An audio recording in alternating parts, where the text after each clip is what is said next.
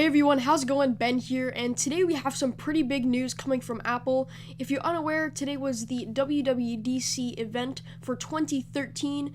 Apple unveiled a ton of things, including iOS 7, new MacBook Airs, a updated model on the Mac Pro, OS 10 Mavericks, which is the new OS 10 operating system, and a few more things. So guys, we are going to be going all over this stuff in this video today. So without further ado, let's get right into the video. So starting up, we're going to get into the biggest thing that Apple announced, which is iOS 7. Now, as we all know, since Scott Forstall left Apple, we had Jonathan Ives to come up with a brand new idea for iOS, and this, people, is what it looks like. As you can see, we have a complete redesign to the iOS operating system, which is the facelift that we really needed to get iOS off the ground to compete with other leading softwares such as Android or Windows Phone. So the first feature that Apple unveiled is Control Center.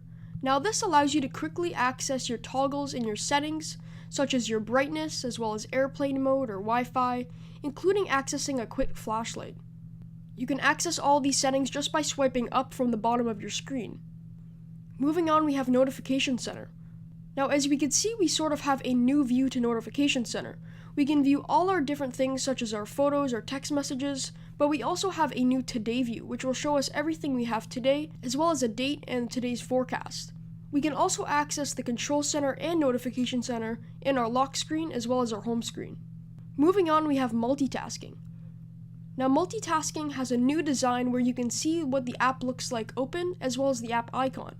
To get rid of them, we just swipe up on our screen, and to access the app, we can just click on it. Another new feature is iTunes Radio. Now this is going to allow you to find music stations with music that you would like to listen to. You can tell the app which songs you like, so it plays more songs that you'd prefer. You can also do detailed searches, so let's say you search for OneRepublic, it'll play all the songs by OneRepublic. You can also say play songs that are like this, and it'll try to play a song that has the same rhythm or beat. Another new feature is AirDrop, which is Apple's version of NFC.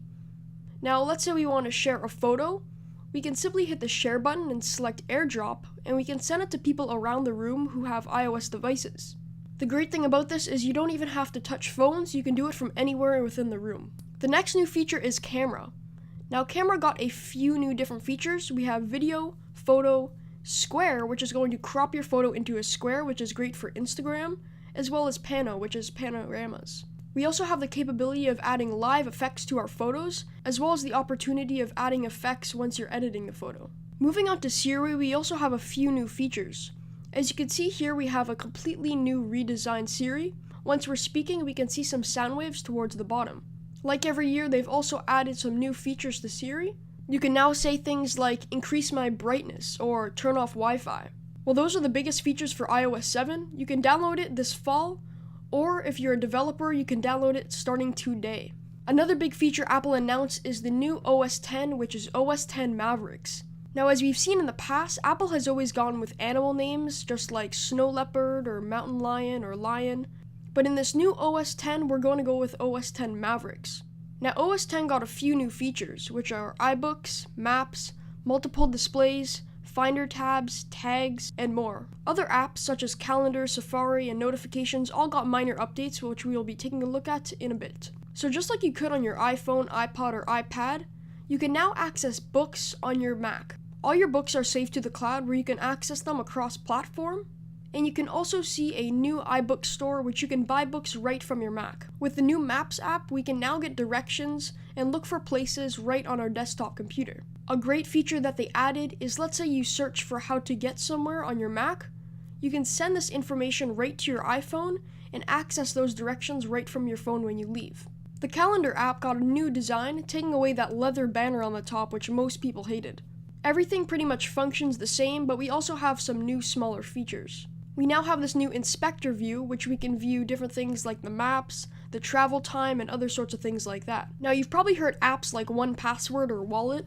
These apps store all of your passwords in one location and secure them. Now with iCloud Keychain, you can quickly access any of your passwords for any of your accounts, all across your devices. Now if you like to use multiple displays, this OS 10 is really going to be beneficial for you. With this new feature, you can now view your docs on both displays as well as your menu bar. You can also have full screen apps on each display. And if you go into mission control, You can view what's running on each display and simply drag the app thumbnails between them to customize your view. Lastly, with AirPlay and an Apple TV, your HD TV works as a functional display. With the new notifications update, if you receive an email, message, or FaceTime call, you can respond without having to leave the app that you're in. As you'll notice in this image, on the top right hand side, if you receive a text message, you can quickly reply without having to go into the app. Your Mac also automatically stays up to date when you're away, so when you return you'll see a summary of all the notifications you received. And with Finder tabs, this is going to take the hassle away from having multiple Finder windows open at a time. You can view your Finder windows almost like you would in a web browser, with different tabs that you can quickly access. You can now also add tags to any file on your Mac, which will allow you to access your files quickly and more efficiently. You can use them to organize your documents, and they will all be updated in the cloud. Those are the biggest features for OS X Mavericks. OS X Mavericks will be coming this fall, but if you're a developer, you can also try out the beta today. Finally, after the long wait, we are now getting an opportunity to see a sneak peek at the new Mac Pro. The first thing you're going to notice is the complete new redesign. This design is 1/8 of the volume of the previous generation. As you can see, it's now in a black cylinder-like container. It now features dual GPUs with PCI Express base flash storage, high-performance Thunderbolt 2, new X-generation and Xenon processors, and support for 4K video. This new Mac has up to 12 cores of processing power and is 2 times faster than the current version Mac Pro. We can have up to 60 GB per second memory bandwidth and up to 2 times higher bandwidth than the current Mac Pro. Graphics are really going to look good on this with dual GPUs and up to 7 teraflops of computing power.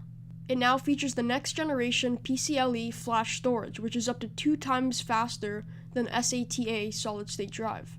The Mac Pro will be available to purchase later on this year. And lastly, we have an update to the MacBook Air with some new hardware specs. The new 11-inch MacBook Air has now a 9-hour battery and the 13-inch with a 12-hour battery.